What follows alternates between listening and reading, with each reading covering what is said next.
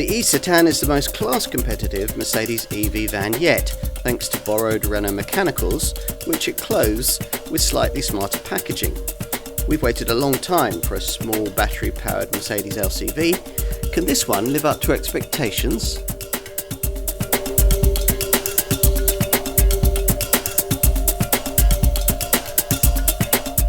Welcome to this, the Mercedes idea of what a small battery-powered van should be, the eCitan.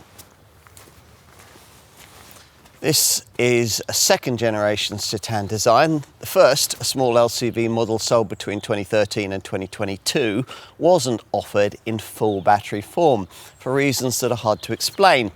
That original Citan was, after all, based almost entirely on the Renault Kangoo, the first small van in the industry to adopt full electric power way back in 2011. Fast forward to 2023 and the very different market landscape means that there was absolutely no chance of Mercedes ignoring full battery tech for this Mark II model. Indeed, this second generation Citan design, which still sells mainly as a diesel, will be the last new Mercedes van to offer a combustion engine. Like its predecessor, this Mark II model shares Kangoo mechanicals, making it also basically the same proposition as a Nissan Townstar, which means, in the case of the eCitan EV model that we look at here, a 44 kilowatt-hour battery with a very competitive range and set of charging stats. To find out more, you're going to need the usual thorough car and driving review.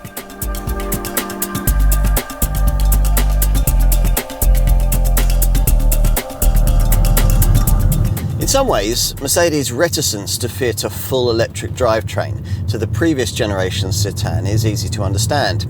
Even the final versions of the first generation Kangoo ZE were slow to charge and could go just 143 miles between spells of replenishment for the relatively small 33 kilowatt-hour battery. The second generation Kangoo E-Tech powertrain that Mercedes has borrowed for this eCitan is a much stronger proposition. There's a much bigger, more easily chargeable 44 kilowatt-hour battery which can take this LCV 176 miles between charges, for some reason 10 miles less than the equivalent Kangoo E-Tech. It's an eager unit with 90 kilowatts, that's 122 horsepower of power and 245 newton meters of torque. There are two drive programs accessed via this dash-mounted dynamic button, Comfort and Eco, the latter optimizing range but restricting engine output. There are also various brake recuperation levels. The three main ones are D-, D and D+. D- gives you maximum brake regen and is what you'd use to prolong battery life during urban journeys. D+ is what you'd select for highway journeys, reducing recuperation levels to a minimum and allowing the vehicle to sail, which can be very efficient, especially on long downhill highway stretches. Mercedes says that it's worked hard to give this eCitan Mercedes DNA in the way that it rides and handles, retuning damping and driving dynamics to better suit brand values. With some other EV vans, all the deletion of a combustion engine does is to emphasise wind and tyre roar, but there's little of that here. The cabin's certainly a little less boomy than it is with most rivals, presumably because of extra sound deadening. At town speeds, the legislation-required artificial sound effects kick in to warn unwary or disabled pedestrians of your approach. When you are urban bound, you'll find this van easy to manoeuvre with a wide view forward and light steering. A rear view camera is provided as standard, though its narrow display is like peering through a letterbox and it can't function as a rear view mirror in the way that you'd now find with some rivals. As you'd hope from a Mercedes, there's a whole range of advanced camera drive assist features available, which you won't always find on rival models. Impressively, the braked towing weight figure, up to 1,450 kilograms in this L1 model, is little affected by the switch to this EV powertrain. The gross train weight is 3,500 kilograms.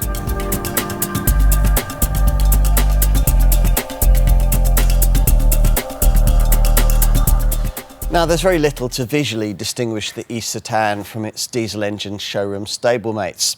If you're sold on the idea of one, you'll be pleased to note that, like the black pump-fueled version, it doesn't look anything like its Renault Kangoo E-Tech electric close cousin, or the equally closely related Nissan Townstar EV either. In profile, Daimler design chief Gordon Wagoner wants to point out the muscular shoulders, the powerful surfacing, the short front overhangs, and the striking wheel arches. As you'd expect in this class, there's a choice of short or long wheelbase body styles and a single roof height. The influence of the T-Class MPV variant is clear in the long panels and rising indented rear line that would designate the D-pillar window on that people-carrying version.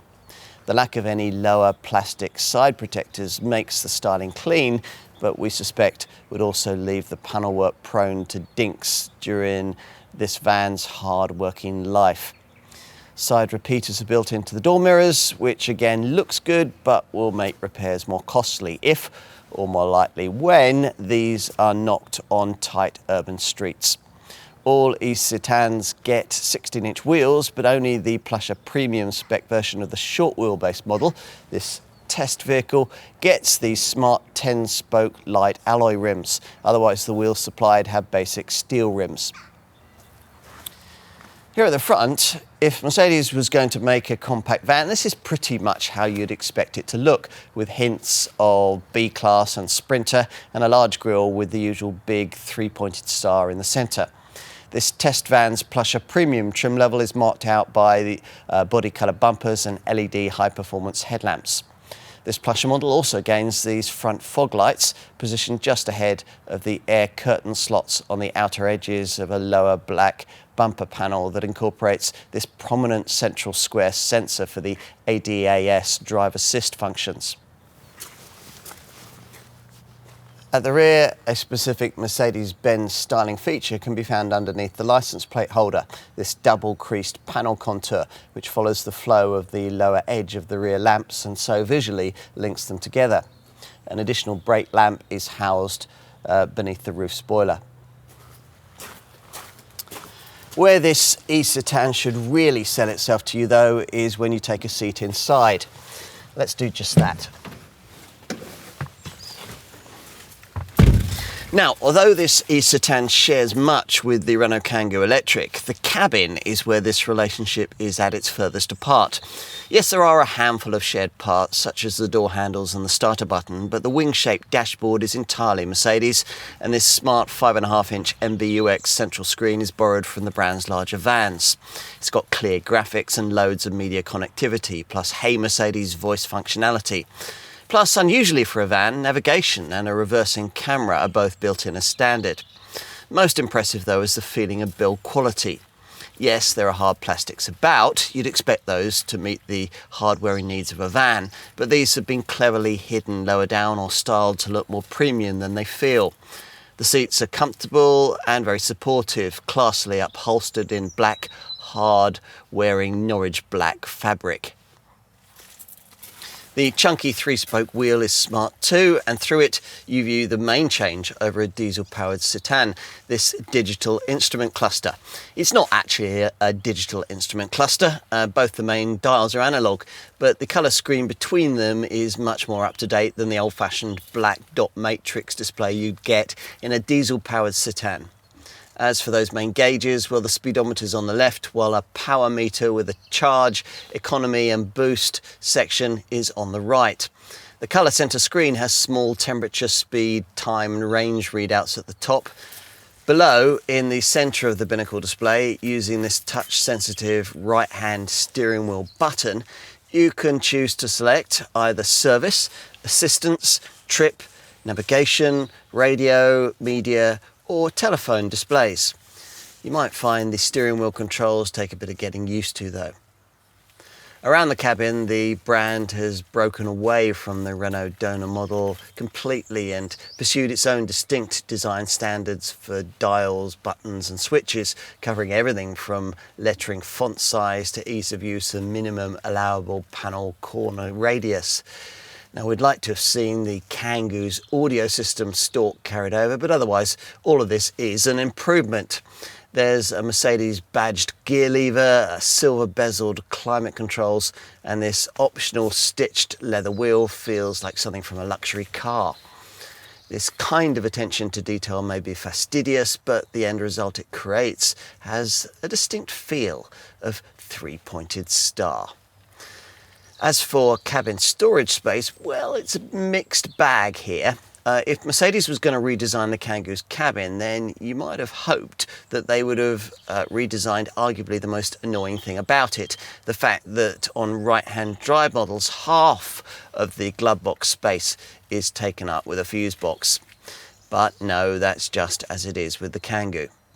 There's a big, deep-lidded bin between the seats, but it doesn't appear to be particularly firmly fixed to the floor, nor does it include any connectivity ports that would allow you to charge your devices away from prying eyes.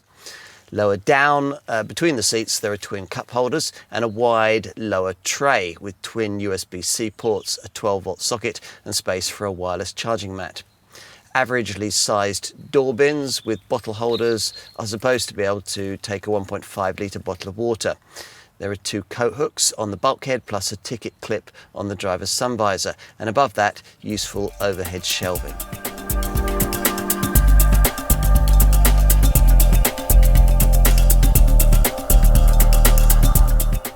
At the time of launch and of making this film in early 2024, Mercedes was asking either around £34,000 or around £36,000 for an eCitan in this L1 short wheelbase form, depending on your choice between the two available trim levels, base progressive or, as in this case, plusher premium.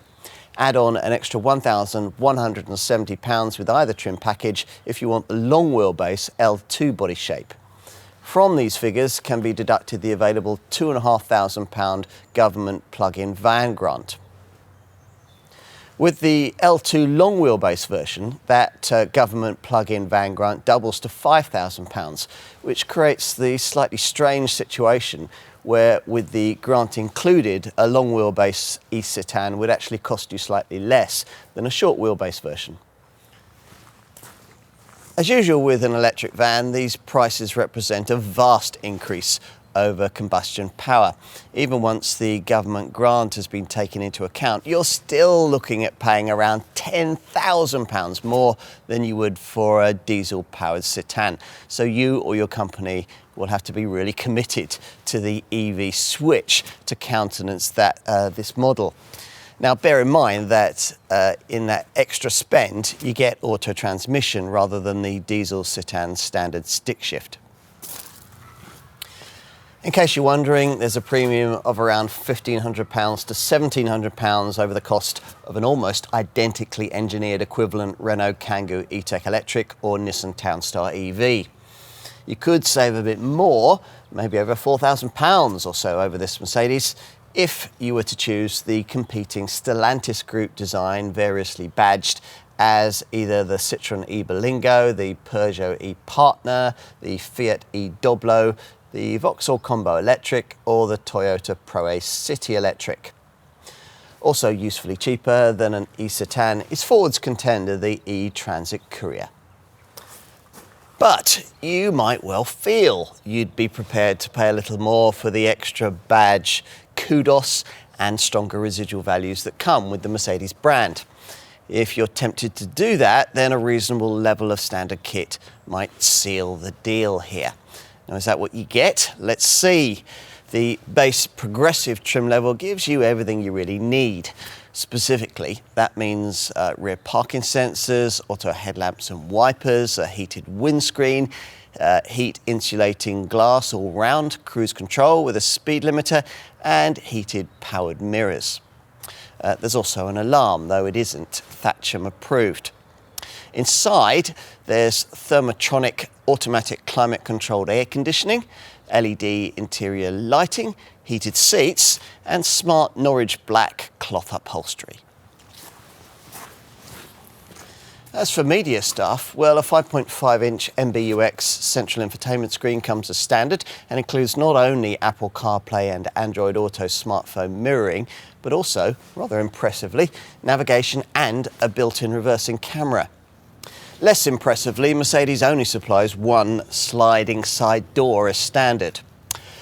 There's also an app, Mercedes Me Connect, to control certain features such as locking or unlocking, or finding range and charge remaining. This electric eCitan model adds to that tally with a digital instrument cluster, plus of course the charging requirements, which include a Type 2 charging cable, charging port at the front behind the Mercedes badge, and the ability to set charging times on the aforementioned Mercedes Me Connect app. If you can find the extra for this plusher premium trim level, then your eCitan will be marked out by metallic paint and these LED high performance headlamps with high beam assist. There's also front fog lamps, body colour bumpers and 10-spoke alloy wheels on the short wheelbase version. Inside, the cabin gets silver highlights and gloss black dashboard trim. On to options. As we said earlier, you'll need to pay extra, as we filmed, £354 including the VAT, if you want a sliding side door on the driver's side as well as on the off side. Now, Mercedes makes you pay extra for all-weather floor mats, power folding mirrors and speed limit assist too. What else? Well, wireless phone charging could look handy for a little over £200, but if you're using your phone for navigation, it'll probably be plugged in and charging anyway. Other niceties you might want to add include a heated steering wheel, an electric parking brake, keyless entry, leather for the steering wheel and gear knob, and a colour display for the instrument cluster. You might also want to add a trailer coupling and tyre pressure monitoring. With the base progressive variants, you can add front fog lamps and high beam assist too. On to safety. Unfortunately, the advanced camera safety features that you now get fitted to virtually all passenger cars don't make an appearance as standard in most vans, but Mercedes does better than most. Active brake assist and attention assist are unusual to find on small vans. Plus you get the mandated emergency call button and 6 airbags for the driver and passengers. There's also hill start assist, of course ABS braking and ESP stability control make the team sheet, as does a crosswind assist system to keep the Citan stable in high crosswinds. But you have to pay extra for tyre pressure monitoring, active lane keeping assist, traffic sign assist and blind spot assist.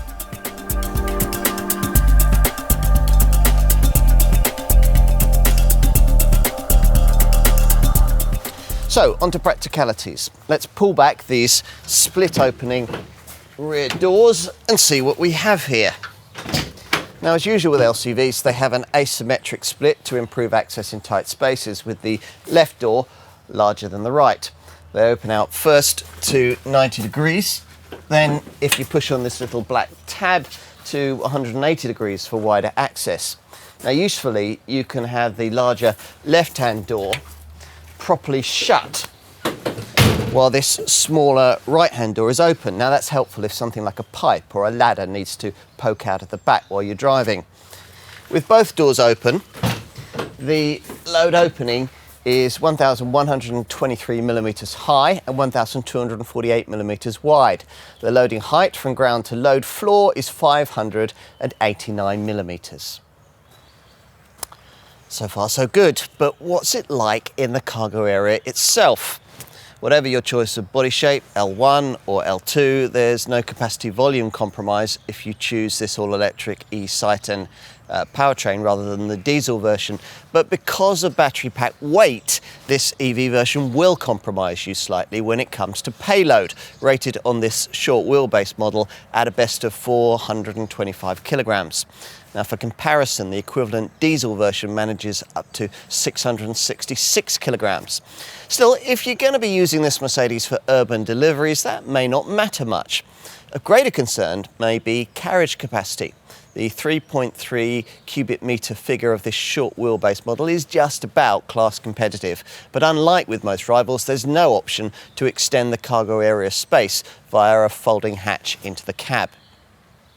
Of course, to compensate, you could pay extra and choose this eCitan in L2 long wheelbase form, which would boost load area volume to 4.2 cubic metres. Both body shapes can fit a standard Euro pallet in the rear thanks to the 1,248mm space between the wheel arches. There's 1,524mm of cargo area width from wall to wall, and in this L1 version, 1,806mm of cargo area length. Now you get just over 400mm more with the L2 version. There are no clever tricks to be added here, like the optional easy inside rack you can add to the interior roof of a Kangoo E-Tech, or the open sesame feature, the pillarless side access design that those Kangoos offer in Europe. Talking of side access, let's take a look at that now. There's only one side door fitted as standard, here on the off side on the left. The Kangoo Electric offers a standard one on the right as well. Again, you can spend more on an eCitan to correct this. At the time of our test, Mercedes would sell you an additional right-hand side sliding door for £354 more, including VAT. But of course, it's all extra spend. In either case, the dimensions of the sliding door in question are 451mm in width and 1,089mm in height. This L1 model gets 6 floor tie-down points around the sturdy black plastic ribbed floor. There are 4 more tie rings on the walls. As usual, you do well to add a ply lining kit to protect the floor, and particularly the wheel arches and cargo area wall sides from scrapes and scratches. What about running costs? We told you about this electric model's WLTP rated combined cycle driving range, 176 miles, which rises to 249 miles in exclusively urban use. These figures will of course depend on almost permanent selection of the most frugal eco dynamic drive mode, and of course on how heavy the load you're carrying is. And to give you some class perspective on that, rival Stellantis Group small EV vans like the Citroën e-Berlingo, the Vauxhall Combo Electric and the Peugeot e-Partner travel between 170 and 175 miles on the combined cycle on a single charge. Now, unlike Renault, Mercedes doesn't include a standard heat pump to preserve range mileage in really cold conditions. A provided app or centre screen functions allow you to precondition the eCitan's cabin climate before you set off to preserve battery charge when plugged in. The EV section of that centre screen has a charging options section and a consumption section which allows you to break down your energy usage into other consumers, heating and cooling, and driving.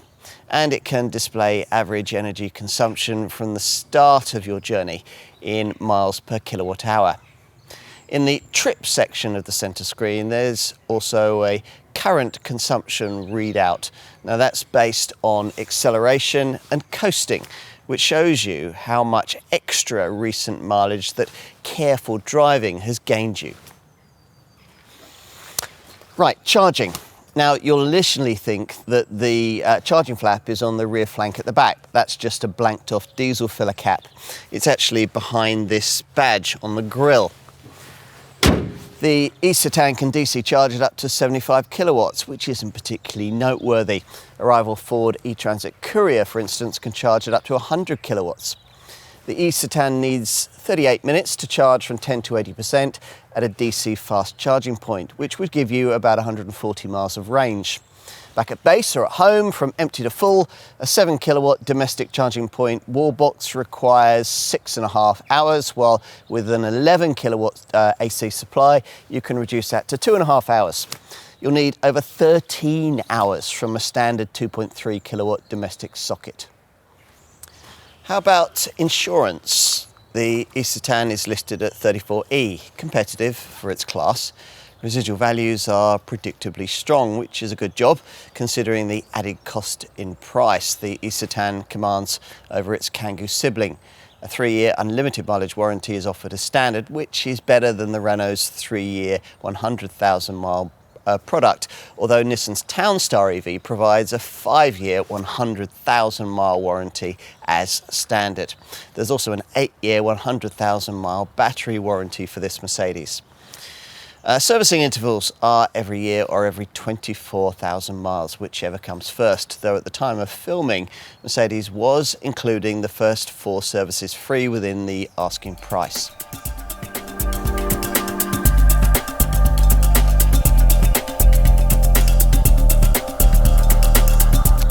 The eCitan, we're told, has been completely redeveloped by professionals for professionals, according to Mercedes. Now, the use of the word redeveloped is telling. The brand might claim that the Citan has the DNA of Mercedes-Benz, but the truth is that it's a posher version of the equivalent Renault Kangoo or Nissan Townstar shared design. Of course, there's nothing wrong with that. Van buyers can sometimes be more badge conscious than car folk, and for worthier reasons. The impression your company makes during its deliveries can say a lot about it. And if those deliveries are being conducted by an eCitan, there's the added bonus of an assumed eco-commercial remit. Now, whether the price to pay for all of this can be justified will depend on the outlook of your business and probably its size. We suspect that this Mercedes will be favoured by smaller companies rather than larger ones, and these people will find this a very polished contender.